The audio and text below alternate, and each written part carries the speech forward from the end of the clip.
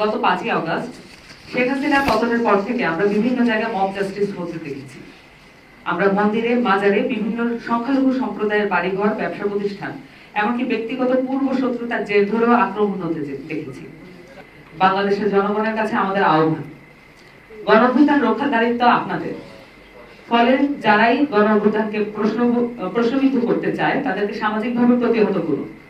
গত 5ই আগস্ট ছাত্র জনতার অভ্যুত্থানের মাধ্যমে বাংলাদেশে দীর্ঘ 16 বছরের ফ্যাসিবাদী সরকারের হাত থেকে মুক্ত হয়। জুলাইয়ের 1 তারিখ থেকে শুরু হওয়া বৈষম্য বিরোধী ছাত্র আন্দোলন পরিণত হয় সারা বাংলাদেশের জনগণের মুক্তির আন্দোলনে। ছাত্র জনতার কাছে পরাজিত হয় ফ্যাসিস্ট শক্তি। এই আন্দোলনে হাজারের কাছাকাছি মানুষ শহীদ হয়েছেন, আহত অবস্থায় আছেন আরো অনেক মানুষ। সরকারি বেসরকারি সংস্থাগুলোর হিসাব মতে আহতদের সংখ্যা 30,000-এর অধিক। আমরা ছাত্র জনতার অভ্যুত্থানের শহীদ সকলকে স্মরণ করছি শ্রদ্ধার সাথে। তাদের এই সাহসী আত্মত্যাগী বাংলাদেশের সামনে নতুন সুযোগ শুরু হয়েছে এগিয়ে যাওয়ার। একটি সত্যিকারের গণতান্ত্রিক দেশ বিনির্মাণের স্বপ্ন এখন বাস্তবের অনেক কাছাকাছি। আমরা নাগরিক কমিটি মূলত সেই উদ্দেশ্যে কাজ করব। গত 8ই সেপ্টেম্বর আত্মপ্রকাশের পর থেকেই নানান রকমের জিজ্ঞাসা রয়েছে আমাদের নিয়ে। আমরা আজকের এই সংবাদ সম্মেলনে এসব জিজ্ঞাসা পরিষ্কার করতে চাই। আমাদের 8টি কার্যপরিধির ভিত্তিতে আমরা আত্মপ্রকাশ করেছি। আমরা কোনো রাজনৈতিক দল নই, কিন্তু আমাদের এই উদ্যোগ সম্পূর্ণ রাজনৈতিক। আমরা দেখতে পাচ্ছি মানুষ যেসব আকাঙ্ক্ষা থেকে আন্দোলনে নেমে এসেছিল সেসব আকাঙ্ক্ষা এখনো অধরা। ফ্যাসিবাদী ব্যবস্থার বিলোপ এবং নতুন রাজনৈতিক বন্দোবস্ত কায়েমের লক্ষ্যে নাগরিক কমিটি সক্রিয় থাকবে। আমরা মনে করি ছাত্র জনতার এই অভ্যুত্থান পুরনো রাজনৈতিক বন্দোবস্তকে অকার্যকর করে তুলেছে। আমরা এই নাগরিক কমিটির মাধ্যমে জনগণের আকাঙ্ক্ষাকে একত্রিত করে ঘোষিত 8টি কার্যপরিধি বাস্তবায়ন করতে চাই। গণ অভ্যুত্থানের যে আকাঙ্ক্ষা তাকে আমরা হারিয়ে যেতে দেব না। গণতান্ত্রিক সমাজ ও রাষ্ট্র গঠনের অভিপ্রায়কে আমরা এগিয়ে নিয়ে যেতে চাই। প্রিয় সাংবাদিক বন্ধুরা,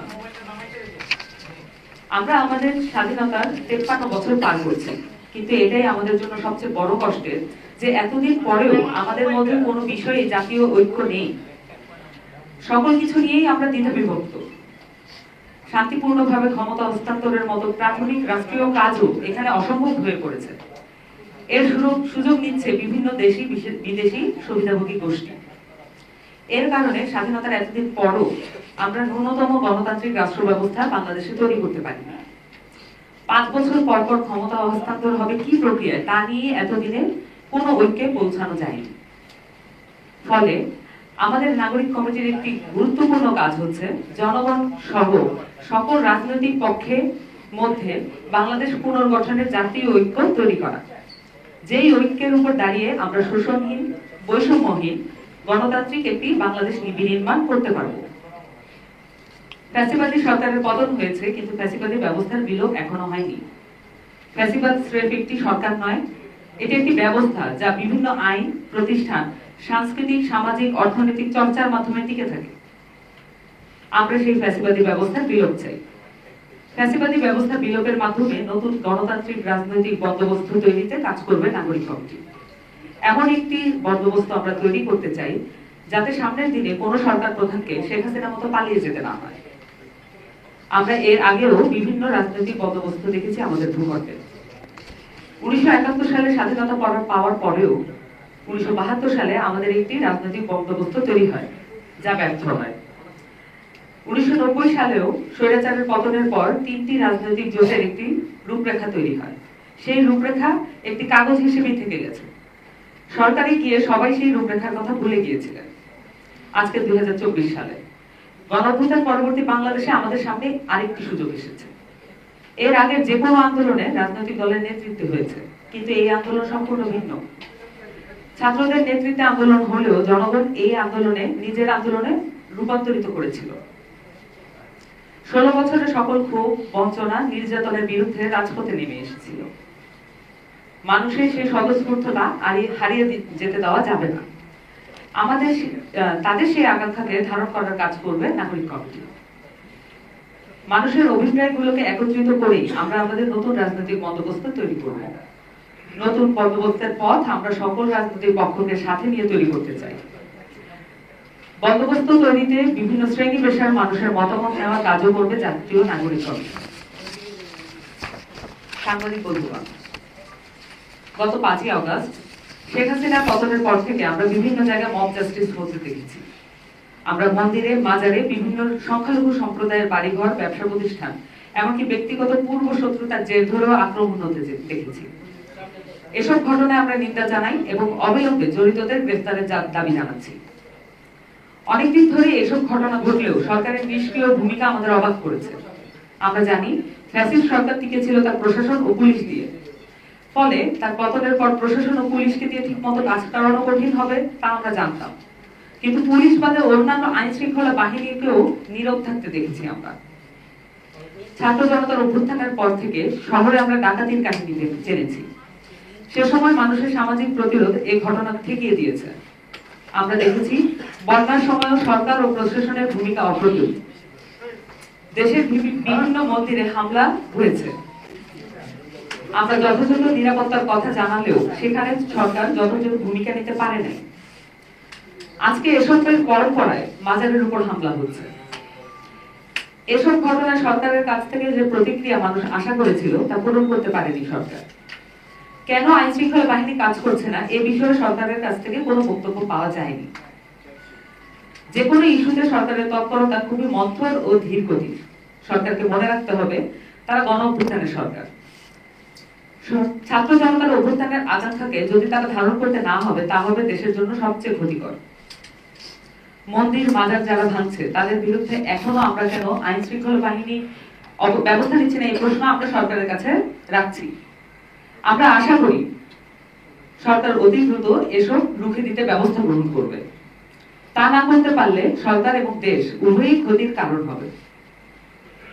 একই সঙ্গে যারা এসব কাজে জড়িত তাদের উদ্দেশ্যে আমরা বলতে চাই, যারা এই কাজগুলো করছেন তারা দেশ ও গণ অভ্যুত্থানের শত্রু। ফ্যাসিবাদের বিভিন্ন দেশি বিদেশি মিত্র শক্তি এই মুহূর্তে গণ অভ্যুত্থানকে ভিন্ন কাজে প্রবাহিত করার চেষ্টা করছে। এসব ঘটনা তাদের কাজে রসদ যোগাচ্ছে। আমাদের মনে রাখতে হবে যারা এসব ঘটাচ্ছে তারা বাংলাদেশের বিপক্ষে দাঁড়াচ্ছে।